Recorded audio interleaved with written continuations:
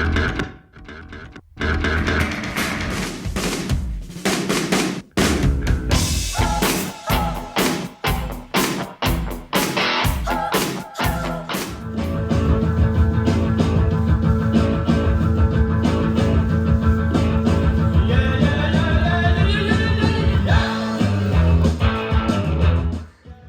yeah, everybody, welcome to the channel. I am Edwin, the pretty green vinyl guy, and yes, you can decide if I'm pretty or not. Welcome. We get going with the classic from Devo. Are we not men? No, we are Devo with the Uncontrollable Urge from 1978. We're here today talking about punk rock, but not just about any punk rock. We're talking about punk born in the USA. Yes. I'm here to delve into the essential 10 born in the USA punk records that you need to have in your collection. Essential. So, where do we start? There's going to be people write in the comments, oh, you didn't talk about the Stooges. That's the album that started punk rock in America. Well, you could be right. It's a great album. I want to be your dog. Who's going to argue with that? And no, people are going to write, no. MC5, kick out the jams, mother. That's where punk rock started in Detroit. I read that in a book once. Well, maybe you're right. Or maybe it started at CBGB's in New York City with Television, with Marquee Moon. Groundbreaking. Those aren't wrong answers. In fact, those are some of the three of the best pre-punk albums, punk rock albums, if you like, of all time. But we're going to delve in. We're going to go a little tighter than that, a little more specific into the genre. I'm going to start. I've got a little help today. I'm going to use Spin Magazine's Alternative Record Guide, which I highly recommend as a reference piece. This came out in 1985. It breaks down the essential albums in all alternative forms of music. Alt country, alt folk, jazz, rock, you name it, hip hop. And I'm going to use this as a bit of a reference. And we're going to get things going with my number 10. It is in fact not by a band, it is a soundtrack. This is the Repo Man soundtrack. This was a 1984 movie with a very young Emilio Estevez, kind of Harry Dean Stanton. And what really made this movie was the soundtrack. And you had things kicking off by the Godfather of Punk, maybe Mr. Iggy Pop, with his Repo Man soundtrack, the original soundtrack song. You have Black Flag on here. You have the Circle Jerks. You have Fear. But you also have one of the greatest punk rock hardcore punk rock anthems of all time, their greatest song. You have Institutionalized by the Suicidal Tendencies. Spin Magazine says that, the reason to have that magazine is, first of all, it lets you hear the Suicidal Tendencies, Lurching Mosh, Institutionalized, the greatest performance art piece and underground smash in hardcore history. All I wanted was a Pepsi and she wouldn't give it to me. Second of all, it lets you avoid hearing anything else by the Suicidal Tendencies. So, burn! But yeah, honestly, that is their greatest song. I believe this is the only place you can find it, so that makes Repo Man my number 10 pick. This is an original pressing for you that are interested. It's quite a hard album to find. This is on the San Andreas Records label. Repo Man. Do yourself a favor and rent some Repo Man.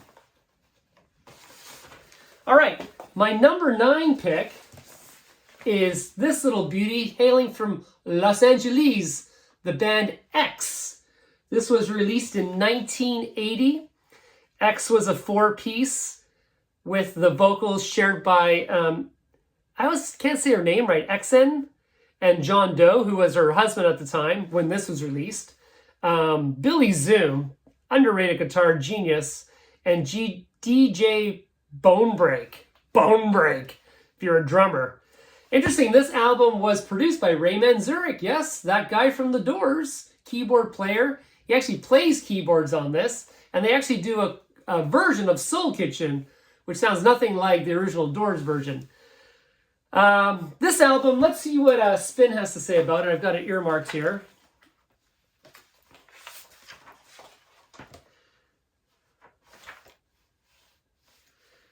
Spin finds, Los Angeles finds John and Exene still refining their skill with too many pathetic digs de la nausea.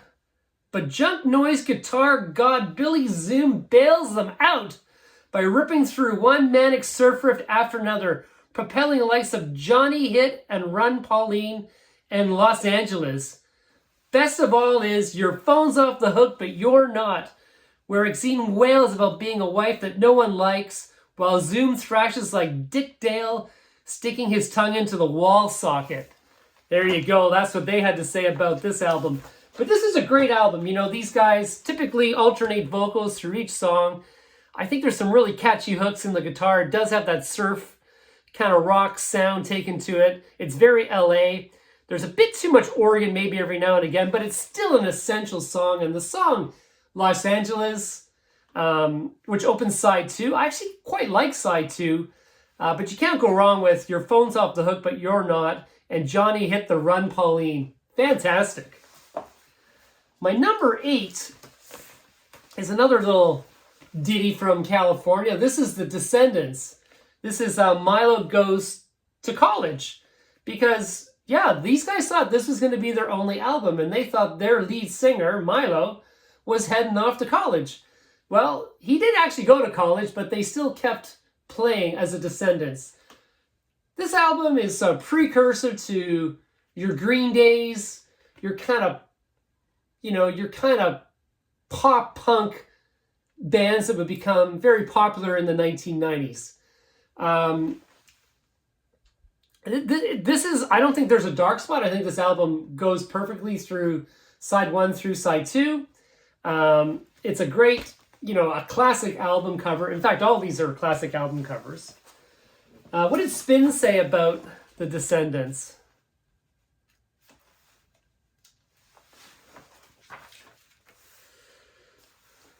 Okay, on Milo, Uckerman's grinded melodies engage music of a grit and quickness that's inexhaustible. All 4 members contribute songs, especially drummer Bill Stevenson, but the results are a performance of self with lyrics detailed enough to hint beyond what the narrator realizes. About a girl who don't need no one. A suburban home that's satirized by also long for a mysterious kabuki girl and the teen junkie prostitute of bikeage, who maybe turns up again in Gene Is Dead. The album remains its masturbory hero, homophobically and futilely raging, I'm not a loser, and promising his unattainable, my day will come, his only evidence, the primal chords of hope. Wow, those guys liked it, okay? Milo Goes to College, my number 8. My number 7 is Bad Brains. Punk band from Washington, D.C. These guys are interesting. First of all, they were 4 black men, and that was kind of rare in a punk band. But these guys were amazing. These guys were full-on musicians. They were like jazz musicians before they got into punk. This is probably one of the first real hardcore punk albums. This was so young and so original that it was only recorded on cassette the first time it came out. This is a reissue from, I think, the 90s, 97. But what I love about this album is I love the pace. You get these blistering hardcore punk songs, and then it breaks into this great reggae.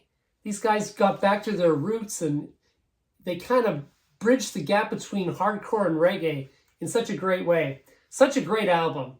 Groundbreaking. But the thing is, these guys could play. I think of all the albums I'm showing you today, these guys were the musicians. Bad Brains. And then let's read you what Spin says about them.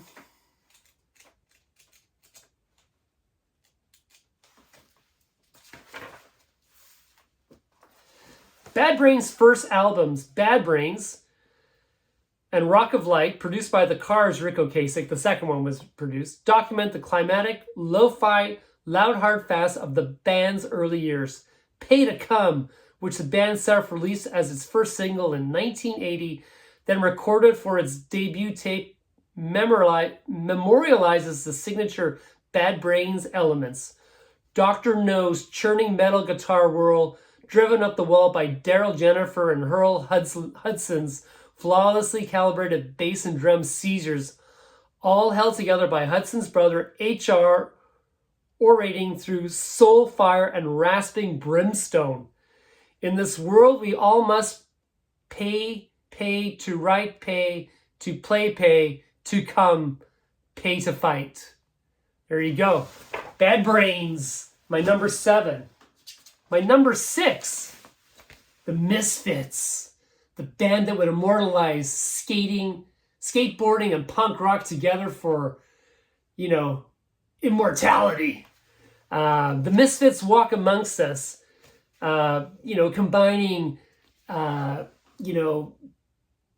zombies and science fiction with punk rock beats. This was their 1982 release. This is a repress. And this is just, again, fantastic. I know this is probably their high point, even in the one album. But this is what Spin had to say about the Misfits. Walk Among Us is the band's one important album as such, featuring the glorious Hate Breeders, A Toast to Annihilation, and I Turned Into a Martian, amongst patches of lesser roar. Of course, you can't forget the famous live version of Mommy, Can I Go Out and Kill Tonight? Yeah, the Misfits coming in hard at my number 1, 2, 3, 4, 5 number 6, I guess that is. My number 5, Black Flag, Damage. This is when Henry Rollins took over as the lead singer of Black Flag. This, of course, is a repeat of Repo Man, as it has a TV Party on it. But it also has Rise Above, their thumping hardcore, blasting out of the gate on side A. And, of course, side A finishes with Gimme, Gimme, Gimme.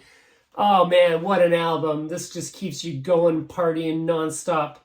Greg Ginn, I might be pronouncing that wrong, is a double M, Ginn. Guitar playing is just, amazing on this album. Let's see what these guys had to say about Black Flag.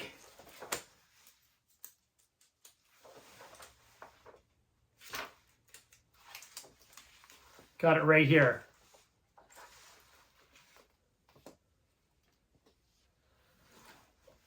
Oh, I didn't mark it on this one. All right. Henry Rollins appeared on the first Lollapalooza tour, as is only fitting. The band he had once sung for, Black Flag, all but invented the aesthetic characterization Lola in his first 3 years. Flag is today's most straight-edge tribal times. The group pledged allegiance to loud merging the hardcore punk it helped create with metal a decade before grunge. Yeah, maybe this is like the first grunge album. It made theater of inner pain, darkly reveling as damaged goods. TV Party bragged about tub idleness long before that became obligatory. Guitarist Greg Ginn was equally respected for his guitar sound and the great indie label he founded, SST. And if Black Flag wasn't as jaded and knowing as it thought it was, that only made it bluster widely appealing. Damage has Rise Above, the band's pinnacle. We are tired of your abuse. Try to stop us, it's no use. And a handful of other nuggets mixed to a loud fest stew. Rollins takes over on vocals, his flat speak-sing and throat-shredding Eckerman, much like the album as a whole. The epitome of generic hardcore. Yeah, baby, Black Flag. Here we go, the number 6. Husker Du, Zen Arcade. Bob Mould and his, what is this, from Minnesota? somewhere up there, right? Husker Du Zen Arcade came out in 1984. This is a double album. This is very, almost concept album in the world of punk. Great album. Of course, everything from the melodic Never Talking to You Again into side 2 is just exceptional. I'll Never Forget You, The Biggest Lie, What's Going On. And for me, my absolute favorite is side 4, the instrumental Reoccurring Dreams. 14 minutes of hardcore guitar screeching. Oh, it's just amazing. Who knew that you would get that so much fun and enjoyment out of that? Totally unexpected. This album travels. It's a journey. It's like a mini punk rock opera. And, we'll see what Spin says about Husker Du.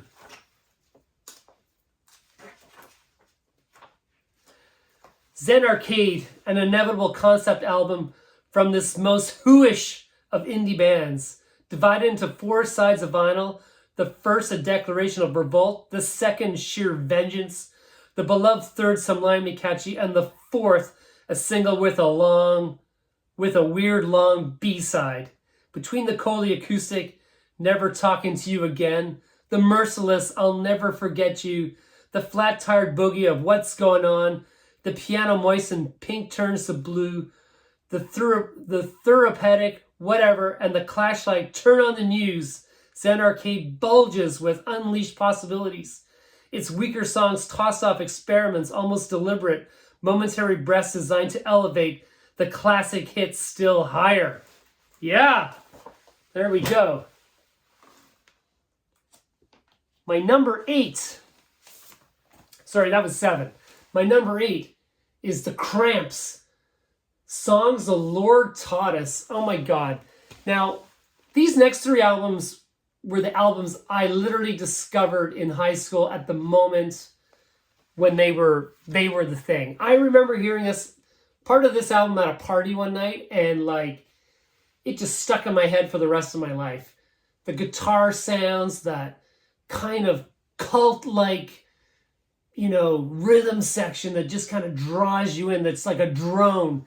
The Cramps just know how to do it, What a band. What an excitement, from TV set to I Was a Teenage Werewolf. What's Behind the Mess? I'm Cramped. Tear It Up, and their version of Fever. What an amazing album. Songs the Lord Taught Us. This is, for those interested, this is an original Dutch pressing that I picked up in Europe a couple of years ago. These guys invented a genre, right? The Cramps. This is, all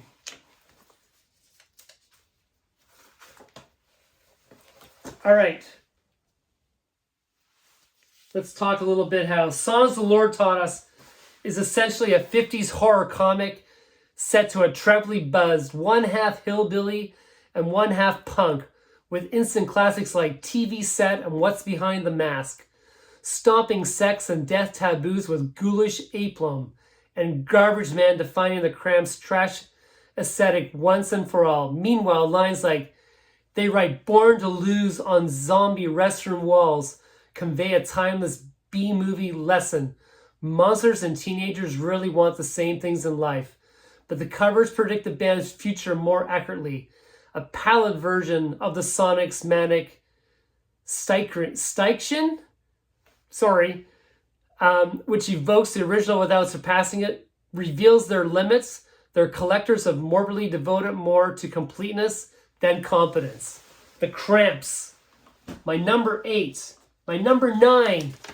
Another album that the first time I heard, I could not get rid of it in my head. This is the Dead Kennedys' Fresh Fruit for Rotting Vegetables. Oh man, what an album. Even the song titles, I never picked up an album as a teenager where I read the name of the songs and I just went, holy, I need this album. Kill the Poor, Let's Lynch the Landlord, Chemical Warfare, California Uber Alice, I Kill Children. And of course, the wonderful Holiday in Cambodia. I mean, my God, what a play on words. The Dead Kennedys, again, created their own genre. I don't think they ever reached this pinnacle. This is a UK version, first pressing. Of course, that crazy, awesome Dead Kennedy symbol that they went on to create. And again, these album covers, they're just so amazing, right? Not only great music, but, you know, these album covers went on to be iconic in their own right. All right, fresh fruit for rotting vegetables. The Dead Kennedys quickly came to represent the archetypical California punk band. The band's first single, California Oberalis, is a neat punk twist on the Beach Boys' perfect vision of the state as you could wish, combining goofy imagery, Holiday in Cambodia, Too Drunk to, with super liberal politics, Holiday in Cambodia, and Too Drunk to. Biafra's extreme reliance on sarcasm seldom reaches the intellectual evolution of irony. His targets are simplistic and lyrics downright blunt. Oh yeah, Dead Kennedys, Jello Biafra, fresh fruit for rotting vegetables. And my number one essential Born in the USA punk rock album that you have to have in your collection, of course it's got to be the Ramones. It can't be anything else. It's got to be the Ramones. The Ramones. This album defined punk rock in New York in 1976. Again, one of the most quintessential perfect album covers of all time with all Ramone brothers there. This is a first Canadian pressing, what I cherish close to my heart. I mean, will there ever be a greater opening song than Blitzkrieg Bop? Followed by Beat on the Brat, Judy is a Punk, I Want to Be Your Boyfriend, Chainsaw, Now I Want to Sniff Some Glue, and I Don't Want to Go Down to the Basement. Is that like a perfect side one? My God, what an album. These guys were just born to be punks and born to give us one of the quintessential albums that you must own. The Ramones built their music around a grass glue sniffing fantasy. What if you only took the giddiest peaks of your favorite songs, the second verse, which is the same as the first, or the roller coaster screams in the 60s, AM Nugget Palisades Park, and played them over and over? And what if you left everything else for traffic fans to bother with? The result would be the Ramones, the founding punk rock record. The Ramones' desert-only approach resembled that of the hip-hop DJs who started making noise in New York around the same time, especially that their first priority was rhythm. Joey's stuttered vocals, Dee Dee's bass, and Johnny's guitar fuzz were all submerged into the fastest beats ever manufactured, and before you appreciate their songs for their wit, arrogance, or melodies, you had to absorb Tommy Ramone's drumming into your own bodily rhythms. Ramones burns without the rage of fuck-ups who find comfort in recognizing and renaming each other, refusing to play the victim, insisting on a Palisades Park of their own. It kicks off with Blitzkrieg Bop, beats off the Beatles with a baseball bat, rants against the world, sniffs some glue, demands your spare change, asks you to dance, and finally swan dives into the garbage can with Today Your Love, Tomorrow the World, the sinus-clearing album of all time. Yes, folks, that's what they said at Spin. I agree with them. This is the number one Born in the USA punk rock album, followed by the Dead Kennedys' Fresh Fruit for Rotting Vegetables, followed by the Cramps' Songs the Lord Taught Us, followed by Husker Du's Zen Arcade, followed by Black Flag's Damaged, followed by the Misfits' Walk Among Us, followed by Bad Brains with their Bad Brains self-titled album, followed by the Descendants, Milo Goes to College, followed by X with their fantastic Los Angeles, and finally, the Repo Man soundtrack. All I wanted was a Pepsi and she wouldn't get it for me. There you go, people. My top 10. If you have a different album in your top 10, let me know in the comments below. If not, sub and be nice and have a great day.